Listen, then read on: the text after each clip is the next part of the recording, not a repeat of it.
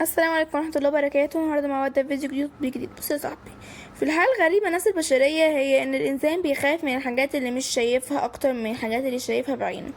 بس ليه؟ وايه السر ورا الموضوع ده؟ في اخر الفيديو هتعرف الحقيقة كاملة. عارف اننا بقينا عايشين في زمن التطبيقات. تطبيق يوصلك اكل، تطبيق يعلمك لغة، تطبيق يساعدك تحفظ على خصوصياتك. وحقيقة ان التطبيقات اللي بتستخدمها صح بتوفر علينا وقت ومجهود وفلوس اكتر. ومن التطبيقات اللي لفتت انتباهي مؤخرا تطبيق جهاز كشف الكاميرات الخفية من سيرزي اي، او نطقها سيرزي اي هاند كاميرا فيرنت. الفكرة التطبيق ببساطة انه بيحاول يساعدك في كشف الكاميرات المخفية او الأجهزة المشبوه فيها باستخدام بعض الحساسات الموجودة في الموبايل، وده يخليه من التطبيقات اللي ناس كتير بتنزلها قبل السفر او الإقامة في فندق او شقة ايجار لفترة قصيرة. طيب، طريقة استخدامه سهلة جدا. بعد تثبيت التطبيق بتفتح الأدوات الفحص الموجودة جواه، وبعدها تبدأ تتحرك بالموبايل في المكان اللي عايز تفحصه. التطبيق يعرض قراءات وإشارات تساعدك تلاحظ وجود جهاز إلكتروني أو أشياء تستحق التحقق منها بشكل يدوي. لكن خلي بالك، التطبيق مجرد أداة مساعدة مش جهاز كشف احترافي. من الحاجات اللي عجبت ناس كتير في انه بسيط ومش محتاج خبرة تقنية كبيرة عشان تستخدمه صح. كمان وجهة سهلة جدا ومناسبة لأي حد حتى لو أول مرة يجرب تطبيق من النوع ده. لكن هنا لازم أقولك على حاجة مهمة جدا كصديق خايف عليك. التطبيق ده مش بتدي ضمان 100%. ده مكان خالي من أي كاميرا مخفية.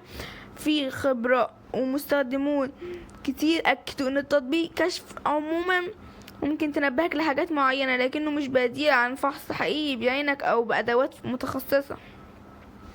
اما بالنسبة للمميزات فابرزها سهولة الاستخدام وسرعة فحص وعدم احتياجات لشراء اجهزة اضافية في البداية. لكن من العيوب اللي الناس كتير بتتكلم عنها ان التطبيق فئة دي عموما انها احيانا تعطي انذارات غير دقيقة بسبب وجود أجهزة إلكترونية عادية في المكان، وده ممكن يخلي بعض المستخدمين يحسوا بالقلق بدون سبب حقيقي.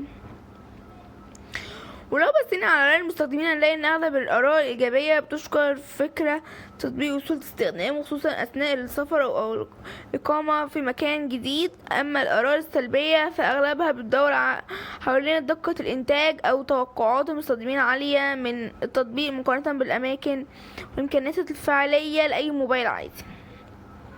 وطبعا السؤال اللي يجي في دماغك دلوقتي او في دماغ اي حد، طالما التطبيق مجاني المطور بيكسب منين؟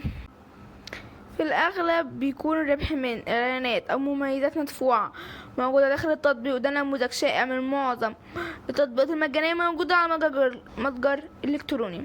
نصيحتي ليك لاستخدام التطبيق كوسل مساعد مش كحكم نهائي. لو التطبيق ظهر لك حاجة غريبة فحص المكان بنفسك كويس، وابحث عن اي جهاز او عدسات او فتحات غير معدلة او واعتمد على الملاحظات الشخصية المهمة بنفس الأهمة انت اي تطبيق.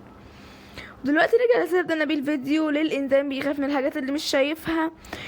لان عقلنا بيميل للفراغات الاحتمالية، والاحتمالات ساعات بتكون مخيفة اكتر من الحقيقة نفسها.